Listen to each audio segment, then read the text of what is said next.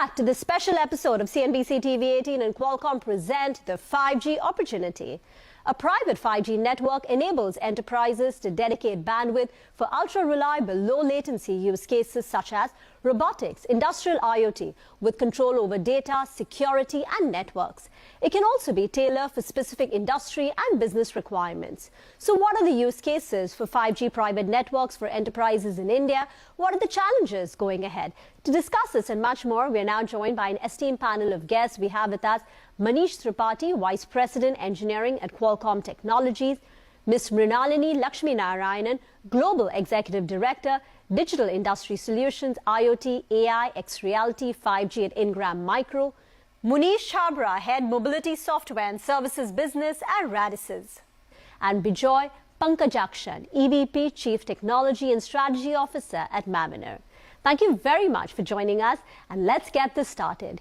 Manish, my first question to you is, what are the benefits of 5G private networks and how are they facilitating digital transformation? Thank you, Rima. That's a great question to get this conversation started. So 5G technology, as we all know, brings in much higher data rates, much lower latencies, and a lot more efficiency and capacity into the wireless networks. Which translates into a much more enhanced user experience for the millions of users who have already access to 5G networks. And they're able to do a lot more things with the same devices that they're used to and get a better experience with things like video streaming, playing online games, live streaming, and so on. So similar benefits translate to 5G private networks as well.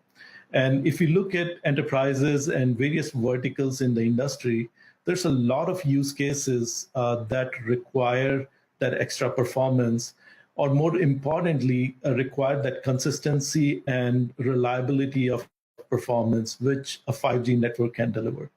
So this is what 5G is bringing to the ecosystem, to the industry, and it will help a lot of the companies really accelerate their path to digital transformation. Mrinalini, why is private 5G considered a new paradigm for network operators and enterprises? Thank you, Rima, for this question. I think there's going to be a major change that is going to happen specifically with 5G. There are a lot of different players that are coming into 5G. So obviously you do have the network operators who are providing private 5G networks.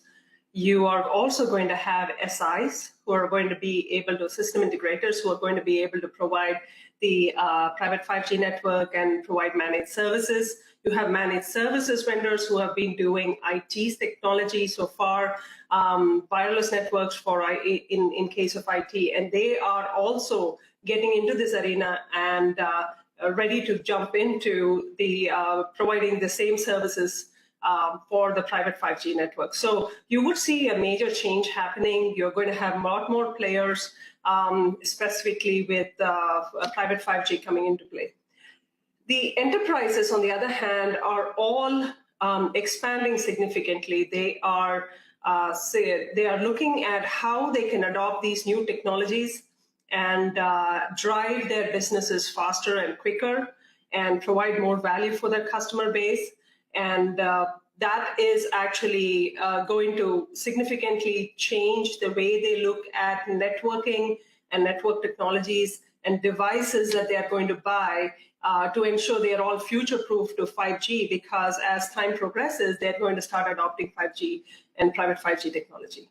Munish, and coming to you, what are the key factors influencing private 5G network deployment models across sectors? Thank you, Rima. This is a very interesting question.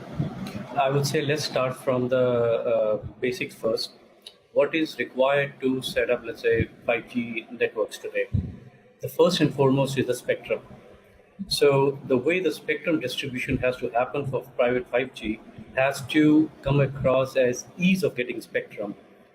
Then the second thing is also around from the cost of building these networks. The business case for private 5G is going to be much different than the commercial operator networks. So the cost of setting up these networks, and also in terms of monitoring and managing these networks, has to be much affordable compared to our regular networks. And also, I would say the device ecosystem also needs to step up in terms of really getting cost-effective CPEs and things on those lines.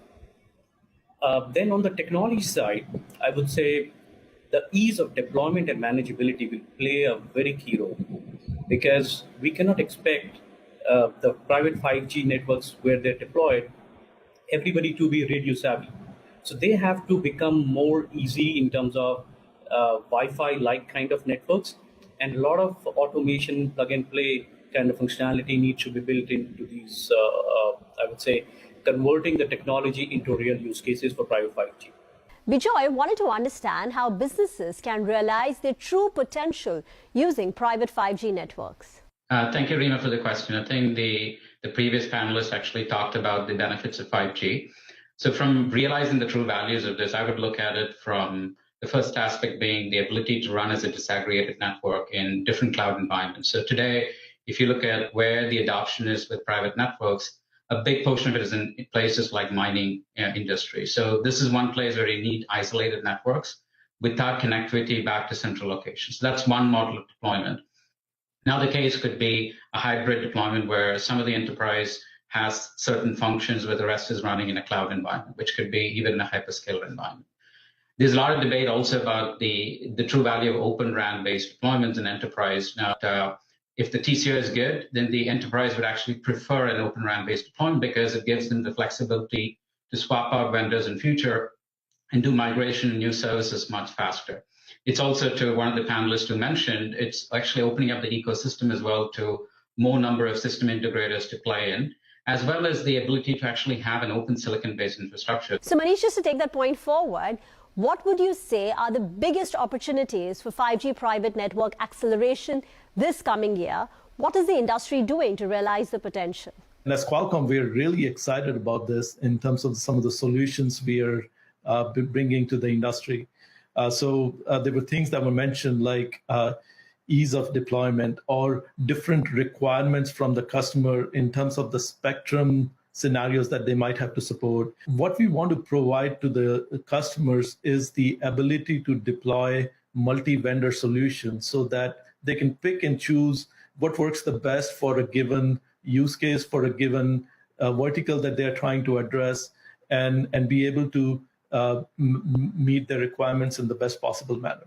Now, on top of all of this, what is also going to be very important is that there is a very simple and easy way to manage the complexity of all of these vendors. And that's where earlier this year, we had announced the acquisition of Cellwise, which allows us to bring a platform to the industry where we can simplify the management of these private networks, provide a single view into multi-vendor scenarios that might be there, and enable a lot of automation in there so that, again, from a deployment perspective, these networks become as easy to deploy as a Wi-Fi network. Bijoy, talking about the transportation sector in particular, what are the top use cases for a private 5G network? What are the opportunities and the potential which we can tap into? So we talked about the 5G in general, but if we try to focus on just the transportation sector, you could just look at logistics as one area of transportation-based enhancement. And with 5G-based connectivity, you now have the capability to track goods usage at every portion of the logistics cycle and actually streamline the logistics process as well. And what enables you to do is have a more efficient system. If we look at the higher bandwidth capabilities that 5G brings, then you can have a lot more of the camera information that's backhauled, which leads to better port security. Same thing with having lower latency. You could have forklift that's actually implemented within the transportation sector. Another area that we've been looking at Mavenir is if you look at the different transport modes that are available, whether it be through rail, through sea, or air, and having 5G as a connectivity, being able to integrate that into a common mobility as a service platform actually opens up the user to many different cases. So, for example, with this capability, you could now have platforms and sensor systems that are more monitored closely, which gives you a better understanding of how the user population is using onto different mobility scenarios. Mrinalini, supply chain is another high potential use case for private 5G. How is 5G transforming the way organizations help track from order to delivery? What use cases do you see for the sector? This is very exciting for us as Intermicro because Intermicro has more than 189 warehouses, service support centers all over the world. And we are constantly trying to serve the demand of shipping for our customers as quickly as possible. Starting from the fact that more than 51% of the labor force in the warehouse spends a lot of time walking, more than 51% of the time walking. We believe that there is a huge opportunity for us to try to optimize some of the time. So we are continuously looking at mobility use cases that can actually help us with that. We have brought in, obviously, the scanning devices. I think there was a mention about scanning devices in the logistics space. Scanning devices are used extensively from put away, sorting, picking, packaging, as well as shipping within the warehouse, across the whole process within the warehouse. So there is a huge opportunity for us to leverage the scanning technology, and many of these scanning technologies are adopting 5G chipsets in them. So we have tested some of that. A lot of other devices get used within the warehouse, which is basically laptops, tablets for a lot of different operations that are done, and therefore OT is significantly adopting newer and newer devices, and many of these devices are coming out with 5G chipsets in them. So we do want to leverage that technology within the warehouse. Therefore, having a 5G network is very critical. Manish, beyond the ones that we just discussed, there is still a lot of verticals that come up as beneficiaries of private network innovation in India. Which verticals do you see the most interest in? Yeah, Rima, we see interest in a lot of verticals, and I'll just touch upon a few of them. So warehouse was already mentioned earlier. The other verticals we see interest in is manufacturing, where there's a lot of need around control and command and automation, where there's need for low latencies, high reliability. And we have done extensive trials in Europe to show how 5G can solve some of the challenges there. Then you look at oil and gas as the next one, where we see a lot of interest. They have very different needs. The environment is different. You're typically out where typical infrastructures that we are used to in terms of connectivity are not there. You're trying to cover larger distances. So again, that's where 5G can help realize a lot of the use cases, whether they're trying to connect security cameras or even drones for inspections or handheld devices. So all of those things can be enabled there, and we're seeing good interest there as well. Bijoy, how is the rise of private 5G networks accelerating the adoption of Industry 4.0? It's a good question, because first to define Industry 4.0, it's the digital transformation of the physical infrastructure within a factory floor. So effectively what you're doing is you're using all the new tools that are available, be it big data analytics, automation, which was mentioned earlier, tools that AI ML brings in to actually do processes much more efficiently. And where 5G as a technology could help here versus previous fragmented technologies and connectivity is in terms of providing better security and control, in terms of providing better reliability and scalability of the solution.